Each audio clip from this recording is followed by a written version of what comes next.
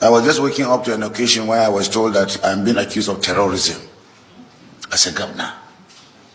Someone who is the head of the opposition. My commissioner has been kept and will not be released by an EFCC. Even when I have immunity as a governor, my name was stupendously mentioned in a motion. The political landscape of Bauchi State is currently experiencing a seismic shift that has sent shockwaves across the entire Nigerian Federation as the true scale of what is now known as the $9.7 million cash bag scandal begins to emerge in all its terrifying detail. This is no longer just a vague headline designed to grab your attention on social media. This is a documented legal battle taking place in the hallowed halls of the Federal High Court in Abuja, where the Economic and Financial Crimes Commission, the EFCC, has laid out a trail of money that leads directly from the Bauchi State Treasury to the hands of individuals linked to serious national security threats. The figure of $9.7 million is the center of this storm, a massive sum that was allegedly moved not through digital transfers or transparent banking protocols, but in raw physical cash, packed into bags and transported across state lines under the cover of administrative secrecy. When you think about $9.7 million in the context of the current exchange rate in early 2026, you are looking at billions upon billions of naira.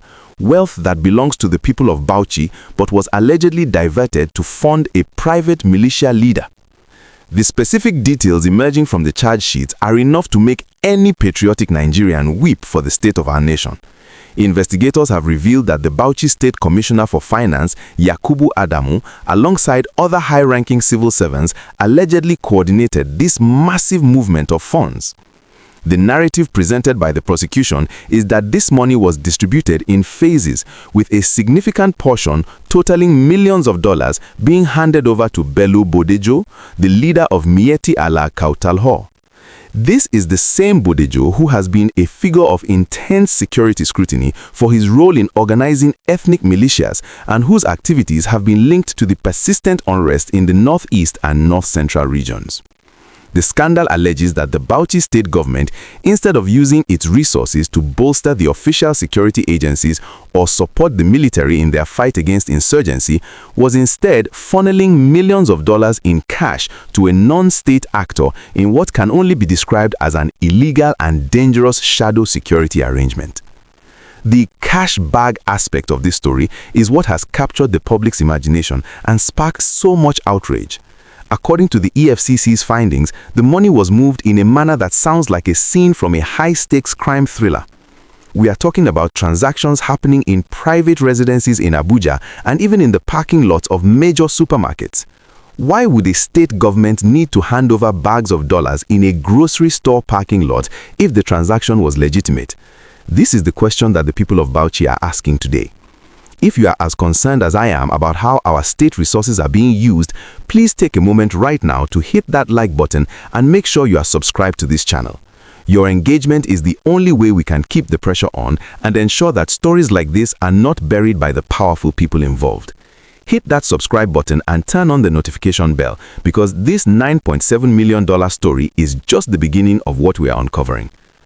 As we dive deeper into the mechanics of this scandal, the role of Governor Bala Mohammed comes into sharp focus. Although he currently enjoys constitutional immunity from prosecution as a sitting governor, the EFCC has not minced words in the court documents, stating that these disbursements were allegedly made with his direct authorization. The governor has fired back, characterizing the entire investigation as a political hatchet job and a witch hunt orchestrated by his rivals at the federal level, most notably the Minister of the FCT, Nyesom Wike. The governor's defense team argues that the money in question was part of the state's legitimate security vote, intended to maintain peace in a region that is constantly under threat. However, the anti-graft agency is countering this by pointing out that there is no legal provision that allows for the withdrawal of $9.7 million in physical cash for security without any oversight, documentation, or involvement of the established Security High Command. The impact of this $9.7 million diversion on the people of Bauchi State cannot be underestimated. While this massive amount of foreign currency was allegedly being handed over in bags, the civil servants in the state have been complaining about delays in their benefits, and the rural communities are crying out for basic infrastructure. $9.7 million could have transformed the healthcare system in Bauchi. It could have provided thousands of scholarships for students who are currently out of school. It could have equipped the local vigilante groups with the vehicles and communication tools they need to protect their villages from bandits. Instead, if the allegations hold true, that wealth was used to empower a single individual whose influence is seen by many as a threat to national stability. This is the tragedy of the $9.7 million scandal. It represents a massive missed opportunity for development and a direct threat to the lives of the citizens the government was sworn to protect.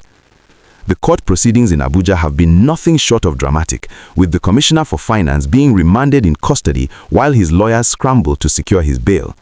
The judge's refusal to grant immediate bail in the early stages of the trial signaled just how seriously the judiciary is taking these charges of terrorism financing and money laundering. The prosecution has presented evidence showing how the money was allegedly laundered through various Bureau of Change operators to convert naira from the state's accounts into the US dollars that were eventually packed into the bags. This level of sophistication suggests a well-oiled machine within the state government dedicated to bypassing financial regulations. It's a slap in the face of every Nigerian who has to provide endless documentation just to open a simple bank account or transfer a few thousand naira. If you are just joining us, you need to understand that this is the biggest story in Nigeria right now because it touches on the two things that affect us most: corruption and insecurity. By subscribing to this channel, you are joining a community of Nigerians who refuse to stay silent while our future is being traded away in cash bags. Please share this video on WhatsApp and Facebook so your friends and family can see the reality of what is happening in Bauchi.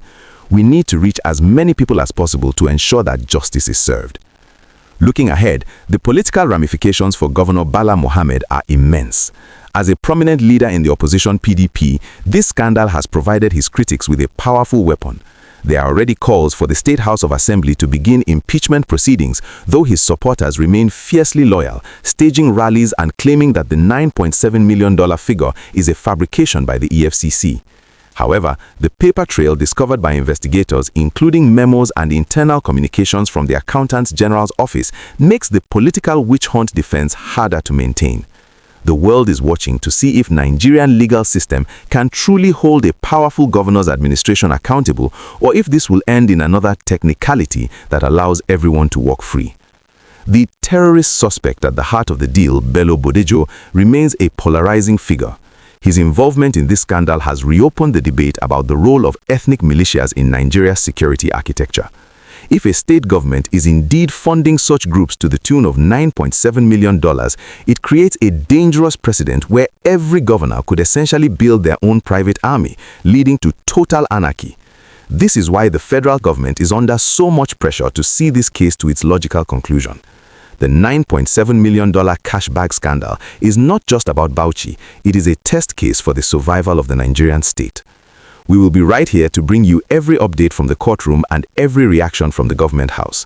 Stay tuned, stay informed, and most importantly, keep demanding accountability from those in power.